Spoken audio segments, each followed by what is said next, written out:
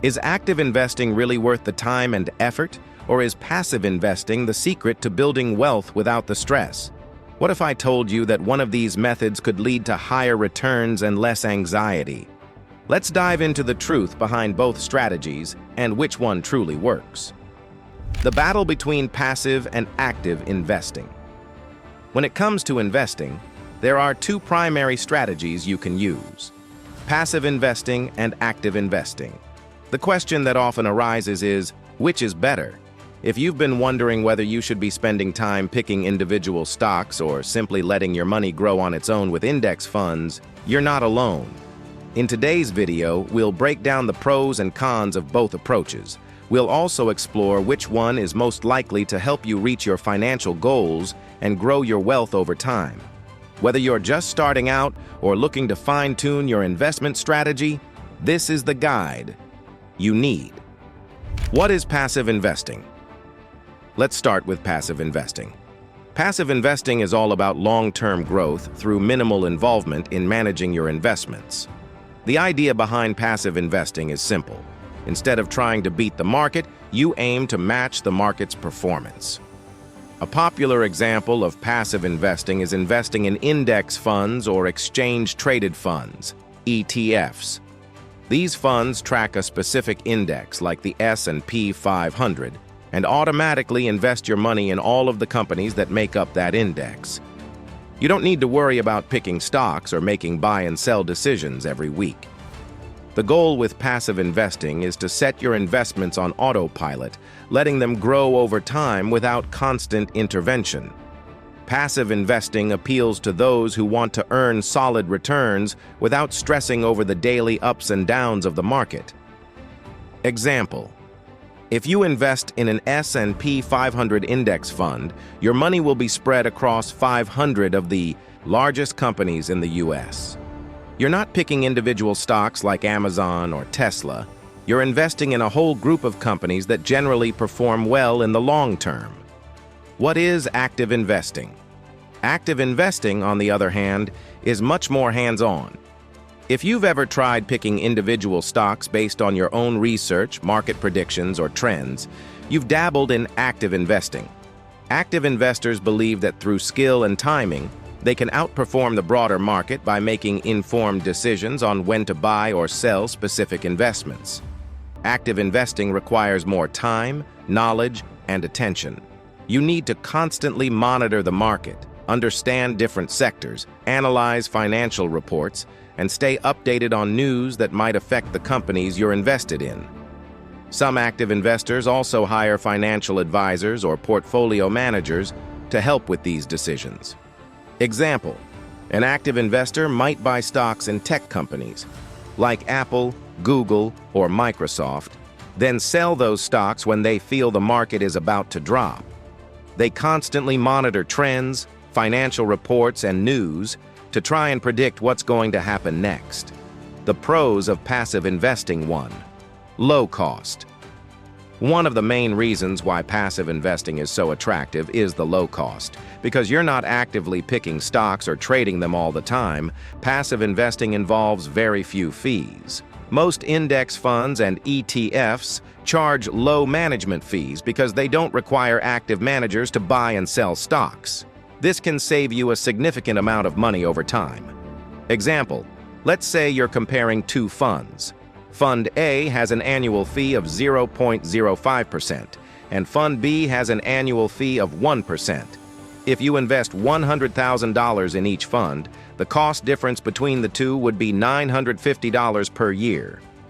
Over time, that difference could amount to tens of thousands of dollars, especially if you're investing large sums of money. 2. Time saving. If you're looking to invest without having to constantly monitor the market, passive investing is your best option.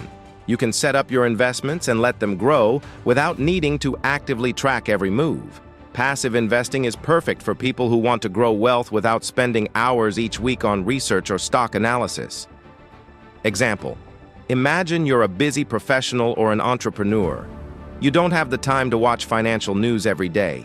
With a passive strategy, you don't have to worry about that. You can choose index funds or ETFs, make a few strategic investments, and then check in periodically to make sure everything is on track. 3. Consistent performance. Historically, passive investing has outperformed active investing over the long term. Studies show that most active fund managers fail to consistently beat the market after accounting for fees and expenses. By investing passively in broad market index funds, you're essentially ensuring that you get the average return of the entire market, which has consistently trended upward over time. Example: between 2009 and 2019, the S&P 500 Index Fund had an average annual return of around 10%. Most actively managed funds struggled to match that performance, with many only delivering 6 to 8% returns after fees. 4. Less emotional stress.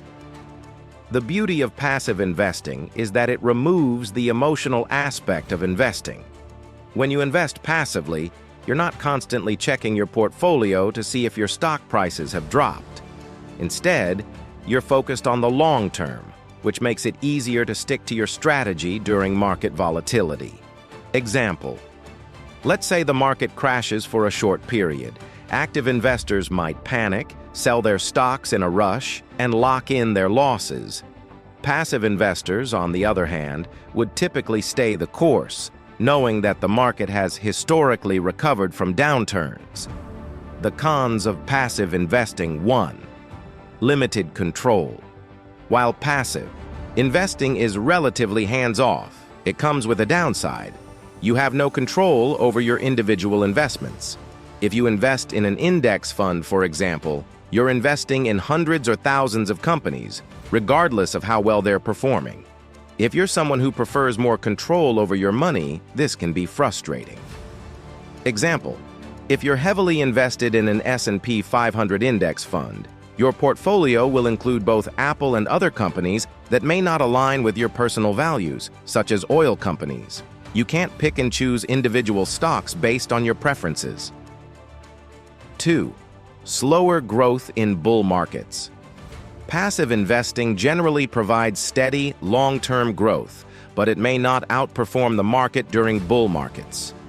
Active investors who can time their buys and sells correctly might see larger gains in a rapidly rising market, as they can buy into certain stocks at the right time.